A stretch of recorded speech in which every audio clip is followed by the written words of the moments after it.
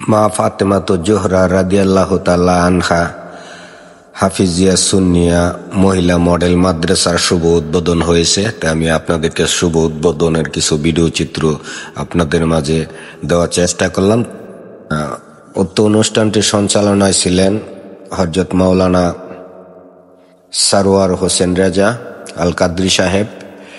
তো আমার ভিডিওটা যে যেখান থেকে দেখবেন সবাই ভিডিওতে লাইক কমেন্ট করবেন এবং ভিডিওটা আপনার বন্ধুদের মাঝে শেয়ার করে দিবেন। এটি একটি দ্বীনি এলেম শিক্ষার একটি মাদ্রাসা শুভ উদ্বোধন হয়েছে। যে আজকে এই সর্বশিক্ষা মুক্ত একটা পরিবেশ, বালিকা শাখা আলাদা, বালক শাখা আলাদা, এমন একটা পরিবেশ আজকে যে সমাজের মধ্যে প্রতিষ্ঠিত হতে যাচ্ছে, সেই জন্য আমরা অত্যন্ত খুশি। আল্লাহ তাআলা যেন এই জান্নাতের বাগানকে কবুল করে শুকরিয়া বলি আমিন। সেজন্য আমি সকলকে অনুরোধ করবো, আপনাদের যাদের সন্তান আছে, মেয়ে ছোট্ট 8 বছর 9 বছর 10 বছরের মেয়ে আছে, কোরআন শিখানো। এই কোরআন শিক্ষাটা ফরজ, এটা কি ফরজ? এই কোরআন শিক্ষাটা পর্দার সাথে এখানে হবে।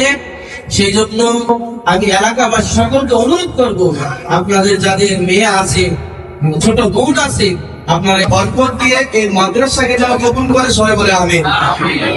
আর বিশেষ করে যেহেতু মা ফাতেমাতুজ জাহরা রাদিয়াল্লাহু তাআলার পবিত্র নামের উপরে মাদ্রাসা হয়েছে, আর আমরা আমার নবীর আহলে বাইতের প্রেমিক, নবীর আওলাদের প্রেমিক, পাক পাঞ্জাতের প্রেমিক, তো আমাদের ঘরের কন্যা সন্তানগুলো যেন এই আহলে বাইতের প্রেমিক হোক, আমরা চাই কি চাই না? তাহলে ইসলামিক মহিলা মাদ্রাসা নিচ্ছি আপনাদের সহযোগিতায়, আরো চাই এবং আপনাদেরকে দেখে খুব গর্বিত মনে করি। তো যাই হোক, আরো গর্বের বিষয় যে আজকে যেই জায়গায় আমরা আজকে মাদ্রাসা প্রতিষ্ঠিত করেছি, হাজী মনির ভাই, উনি অত্যন্ত ভালো মানুষ এবং উনি আমাদের অনেক সহযোগিতা করেছেন, বুদ্ধিও দিয়েছেন এবং উনি আজকে অনেক পরিশ্রম করেছেন আজকে এই মাহফিল করার জন্য।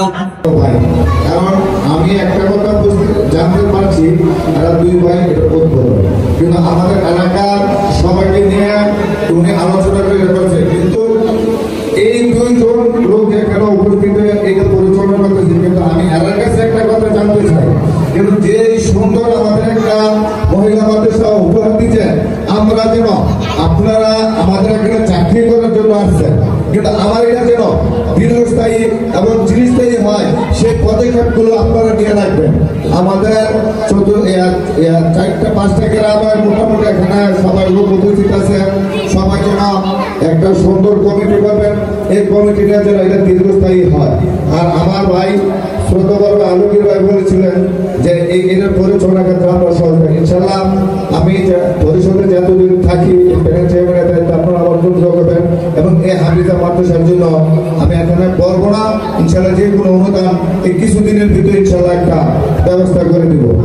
আর আমি এখানে অনেক হাফিজ সাহেব আছে, অনেক মসজিদের ইমাম সাহেব আছেন বা অনেক আলেম সাহেব আছেন, আমার জন্য দোয়া করবেন আমি যেন এই ধর্মীয় কাজে সবসময় সেবা দিয়ে যেতে পারি। কারণ আমাদের এই ইমাম সাহেব সর্বপ্রথম যখন আমাদের ঈদগার কবরস্থানের উদ্বোধক হিসেবে একটা গাছ কাটার পরিকল্পনা নিয়েছে, তখন আমাদের পরামর্শ নিয়েছে, তখন আমরা হুজুরকে উৎসর্গ করছি, বুঝো আমরা টেনশন করবো না, আমরা ইনশাল্লাহ আপনার কাজ সাকসেস করবো। আমরা 60 থেকে 70 লক্ষ টাকার কাজ হুজুর পরামর্শ দিয়েছে, আমরা এলাকাবাসী সব একসাথে সারাদিন কাজ করছি।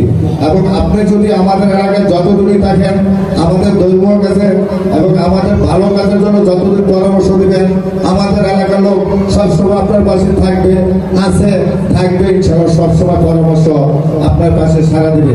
কিন্তু আমরা ভালো কাজ করে যান, আমরা আছি, ইনশাআল্লাহ থাকবো। আমরা এই মাদ্রাসাটা যেন আমার এলাকার লোকজন যারা আছেন সবাই সহযোগিতার হাত বাড়াবেন, কারণ এই মাদ্রাসাটা মহিলাগুলো আমরা তেমন কিছু উচ্চশিক্ষিত করতে পারি না, 2-1 জন হয়তো আমরা উচ্চশিক্ষিত বলি। যদি হাফেজ হিসেবে একজন ধার্মিক হিসেবে যদি এই একটা বাচ্চাকে প্রতিষ্ঠিত করতে, তার স্বামীর সংসার বা স্বামী কি জিনিস সংসার কি জিনিস, তখন ধার্মিক হিসেবে বুঝতে পারবে। এই জন্য খুব একটা সুন্দর একটা মাদ্রাসা আমার এলাকাবাসীও এটার প্রতি একটু নজর দেবেন। আর আমরা তো আপনার সাথে আছি ইনশাল্লাহ, যতদিনে আমরা এখানে থাকি ততদিন ইনশাল্লাহ আপনার যতগুলি ধর্মের কাছে ছাড়া দেন ততগুলি সবসময় আমাদের ইনশাল্লাহ প্রস্তুত থাকবো।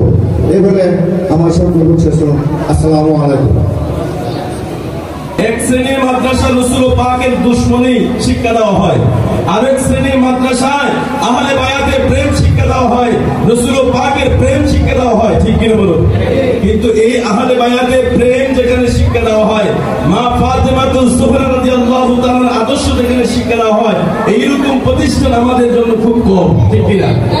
সলিমাবাদের মানুষ অতি ভাগ্যবান, আপনারা পেয়েছেন। আপনাদের সহযোগিতা চাচ্ছি, আপনাদের সহযোগিতা ছাড়া এই মাদ্রাসায় কখনো আলোকিত হবে না, ঠিক কিনা? আপনাদের সহযোগিতা চাচ্ছি।